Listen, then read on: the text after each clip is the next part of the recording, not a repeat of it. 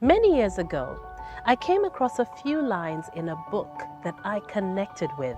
They were, "It's easy to judge, but you never know another person's heart, what gives them strength and what breaks them down." I have learned to listen more and speak less. The result has been eye-opening conversations and inspirational moments that I have shared with you right here.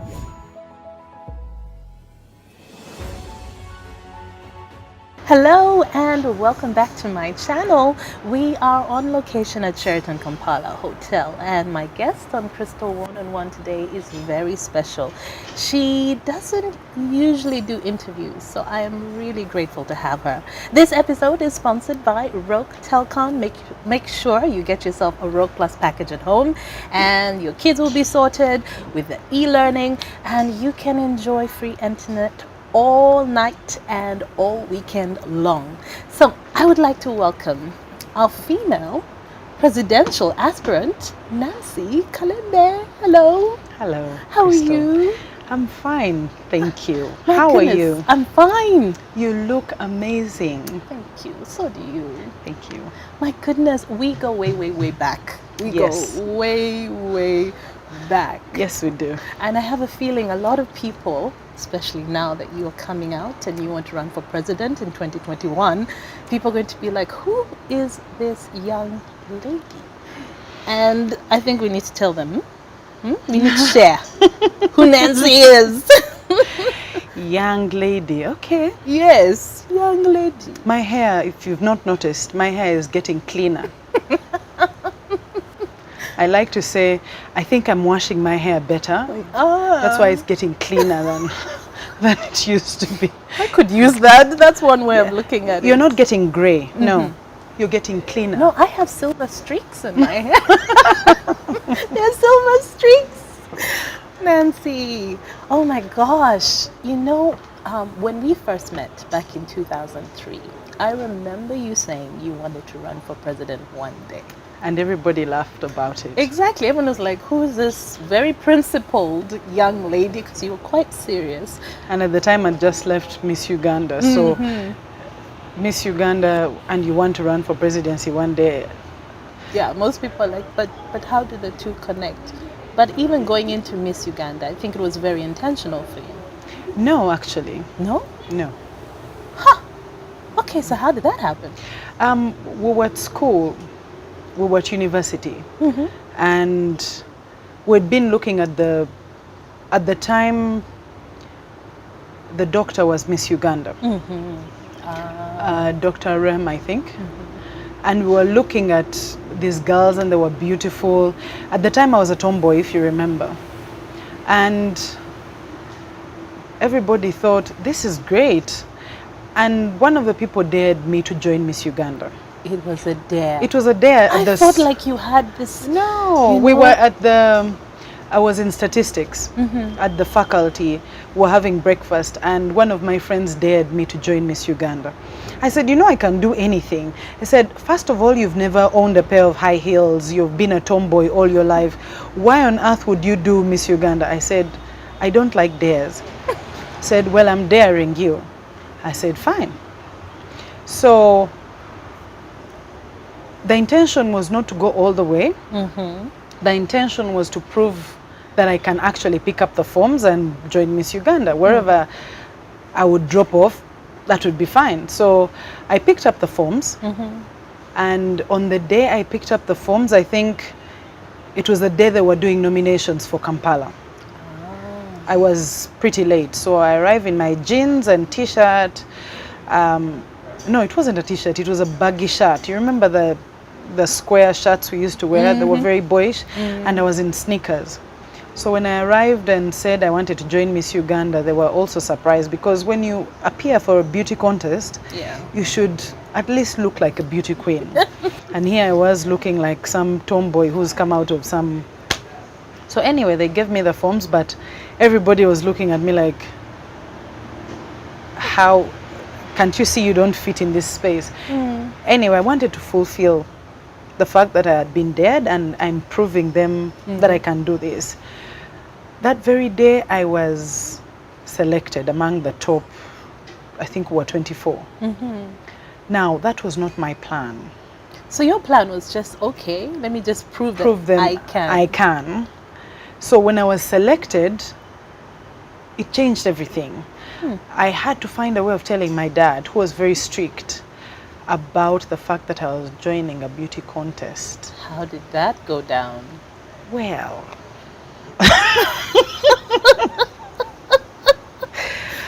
my father was a very strict man.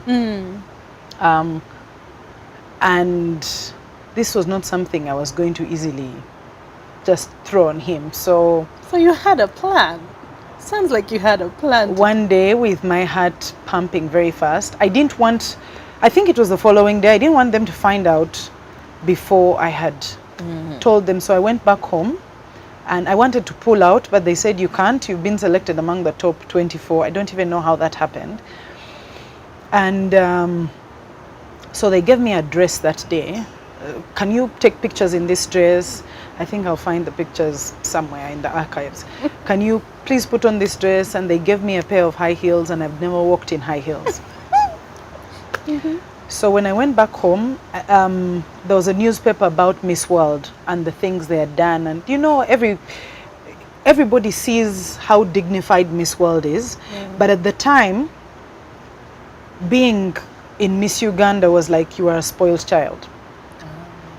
So I came from that angle. I showed my dad the Miss World, you know, beauty pageant that was in the newspapers, and he said, oh, this is great.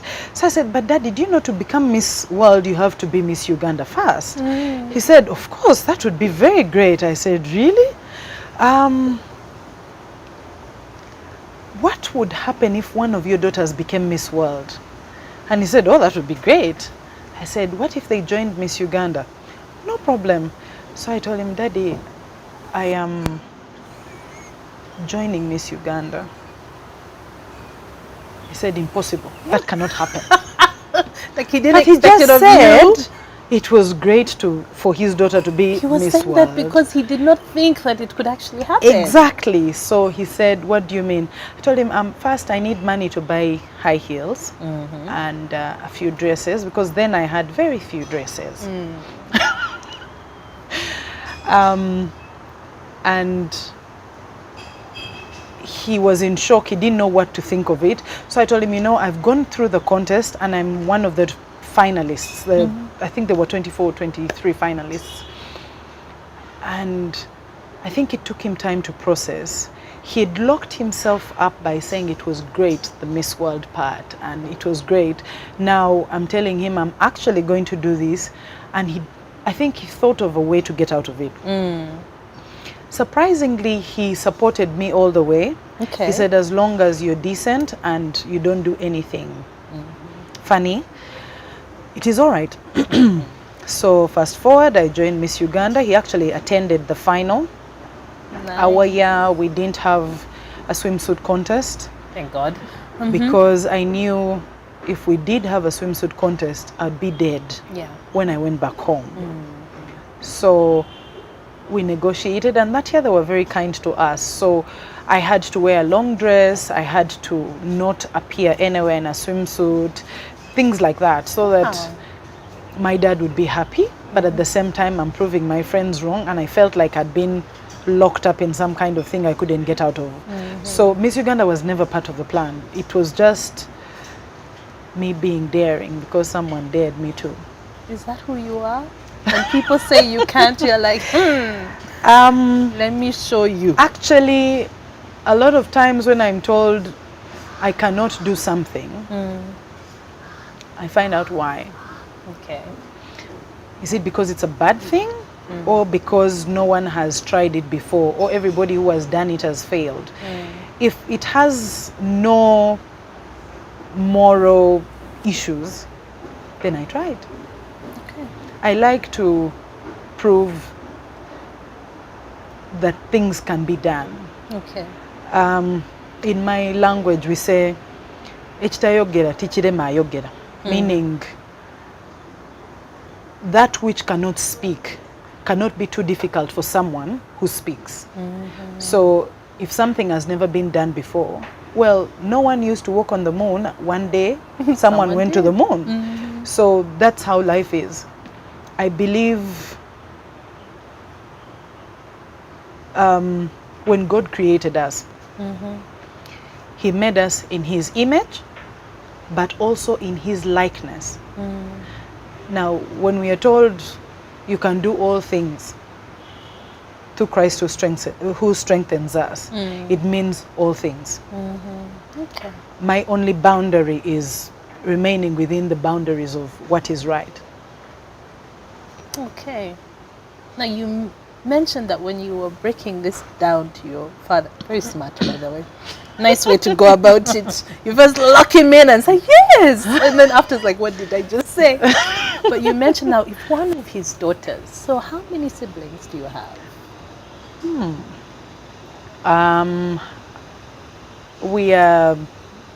I have 18 brothers and sisters. Ah, big family. Big family, lovely family. Okay. However, I grew up in an even bigger family. Okay. We were raised with cousins and aunties and uncles and grandparents, and so while I was growing up, it was actually very difficult to draw the boundary on who is my cousin, who is my brother, who's my sister. Okay. We grew up All with so together. much love. Okay. So when your dad said impossible, when you said you would be going, was it because of what he knew about you? Are you the oldest, youngest? Where are you? I'm a middle child somewhere. Somewhere in the middle. Okay. So was it because he didn't see you doing that? There was most traditional parents don't think that it is dignified for someone to go for a beauty contest, because all they see is you're going to be judged only basing on your looks. Yeah. So I had to break it down that, you know what, if you see, I had to introduce him to the Miss Indias who were neurosurgeons, Exactly. the other Miss Worlds who have been lawyers and cardiologists and all that. So when he saw that actually, if there's a Miss India who had been a neurosurgeon, which was amazing. So I said, it's not only airheads, because people think that if you're beautiful, you're There's not nothing going on intelligent. up here. Exactly. Yeah. So I like the fact that there are Miss Worlds who have been neurosurgeons, lawyers, and all kinds of professions, which shows that the box in which women had been put in before, that if you are beautiful, probably there's nothing in your head, Yeah, that's changing. is non-existent. And you can see that is changing. I love that. I love that, because also whatever you're passionate about, this is an amazing platform. So that's why I thought you used it intentionally, thinking that was a platform for something you were passionate about. But then No. it's probably carried you into other areas, spaces you never thought you might have been in. You know, we're planning, we're always planning. But God has a master plan for everything. Yeah. So a few people have asked me, your life seems to be, did you plan everything? Because it seems now things seem to be falling in place. Like Yes. you had a puzzle and now the puzzle seems to be falling in The place. pieces are coming together. I said, no, I didn't plan most of that. He plans, I just happen to be in part of the big plan. So let's go way back. Where were you born? I was born in Mulago Hospital. Mulago baby. Yes. Uh-huh. On 15th September 1980. That's the point you tell me, oh, but you look 18. But you do! That is just Anyway. a number on a paper. We don't know I that was one. born on 15th September 1980 in Mulago Hospital Okay. to George Patrick Bagea and Ida Sise Kubaza. Okay. Unfortunately, they're both late. All right. When did your mom pass? I think she My passed mom before? passed away when I was 13 years old, All right. and my dad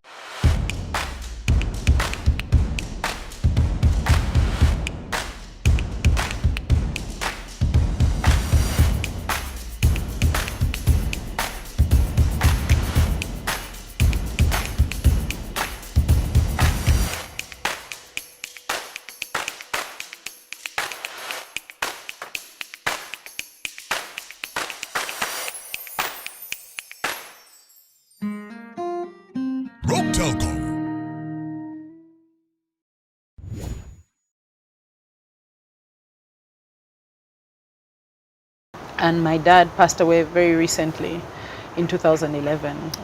Sorry about that. It is well. I'd like to think they're in heaven having coffee with one of the angels or Jesus. Did you miss having a mother, or did you have other mother figures in your life? Of course, you miss having a mother, but as I said, I grew up in a big family. And we grew up with so much love. Big families come with the whole package. You fight a lot. There's You a lot of laugh drama. a lot. There's a lot of drama. But there was no time that we were bored. I don't remember being bored at home for any reason. There was always something going on. And you didn't spend a lot of time thinking about what you don't have, because what we had was so much. I had so many brothers, so many sisters, and in there we were friends. You fight with somebody today and you don't want to talk to them, there are 10 other people you can talk to, and then when you make up, life moves on. That's a good way of looking at it, by the way. I've always loved big families because my big family was, we never had a down moment. We had moments when we were worried about canes because we were up to a lot of mischief. Speaking of being a tomboy, Yes. what did you get up to? I became a tomboy because I grew up at a time when most of my sisters had left home. They were either at university, or I had one little sister in the house, Okay. and everybody else was a boy. Ah, okay. So somehow it was, you end So up, for you to play with the boys. you're playing with the boys, you're hanging out with the boys, so you end up being like them. And it was, there was a lot of, you had to prove that you were strong enough, you were fast enough. So that helped with my, you remember I was into sports and all that. Yes, you were very sporty. So it was always about being good enough. So we had to compete. You tried to compete with your grades, you tried to compete with strength. So in the process, I ended up learning how to do a lot of things. Okay. I not only do, I grew up in a traditional family, so a woman, you're supposed to cook, clean, and but then the boys have cleaning compounds, bulbs, wires broken, and all that, the stuff that boys do, washing cars. And you were part of that too. So I had aunties telling me, you know, a girl has to do this, a girl has to do this, a lady has to do this, a princess has to do this. But then I had brothers who would challenge me, you can't do this because you're a girl. I said, yeah, okay. I love it. So, yes. And school? Where did you go? School, I remember Namagunga. Yes, I went to a number of schools actually. Okay. Because we shifted homes from Kampala at some point. We moved to Jinja. Then at some point my parents were very busy, so I moved to boarding school. I started out in Kitante Primary School. And then my parents had to move to Jinja, so I moved to Victoria Primary School in Jinja. Then our parents got busy and they were never at home, so they thought maybe boarding school would be a good thing. So I was taken to Buddha Junior, and that's where I finished my P7. And so I joined Namagunga. Spent 4 years there, and I joined Mariam High. For A-levels. For A-levels, that's where I finished my A-levels. I did, for my A-level, it wasn't, I didn't remain in one school. I finished in Mariam High. I did my S5 in Mariam High. But I was in other schools before. What's happening? I told you, my family had, my dad was a politician and a businessman. My mom died when I was 13, and sometimes you had to move school because of the circumstances. So I did 2 other schools before I joined Mariam High, where I did the 2 years and finished. So it was really, I was adaptable. Okay. I could easily adapt to any situation I was in because that's how we were raised. Yeah. 1 minute you are sleeping in your bed. For those of us who grew up in the 80s, another minute you have to sleep under the bed. So we were raised in a manner that you could fit anywhere. If you had to move in the middle of the night and get taken to your grandmothers or to your aunties or uncles in the middle of the night, you didn't whine and complain. We took everything as it was thrown at us. So if I was moved to a school, you didn't ask too many questions. You knew that's the circumstance now. Your father being in politics, Yeah. has it had any bearing on you wanting to run for president? Actually, surprisingly, I grew up not liking politics at all. Okay. I didn't like politics because my earliest memories of politics was the 80s, when some of my uncles and came back from exile, Yes. and my dad didn't. And we had guns in the compound, army men in the compound. It was not nice, this politics. Then we grew up and, okay, maybe the war ended and it stabilized a bit.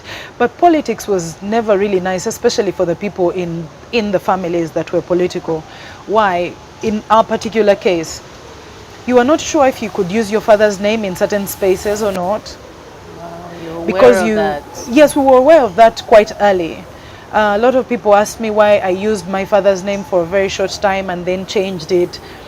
When you realize you're not sure who you're with and whether they're your father's enemies or not, or you learned to adapt.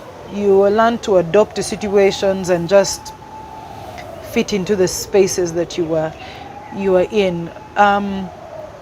My dad left sometimes in the middle of the night, or sometimes you're having dinner, 1 minute you're having dinner and another minute someone is at the gate, they open up the gate, army men come in, and he gets out. No explanations. It was, for people it would be strange. For us it was normal. he goes and he comes back alive. When he comes back.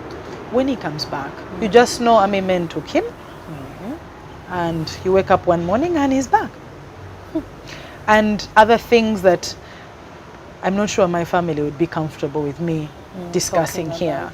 So, but did he ever talk to you about like politics? Sit down and talk to you about what he was dealing with? You see, I had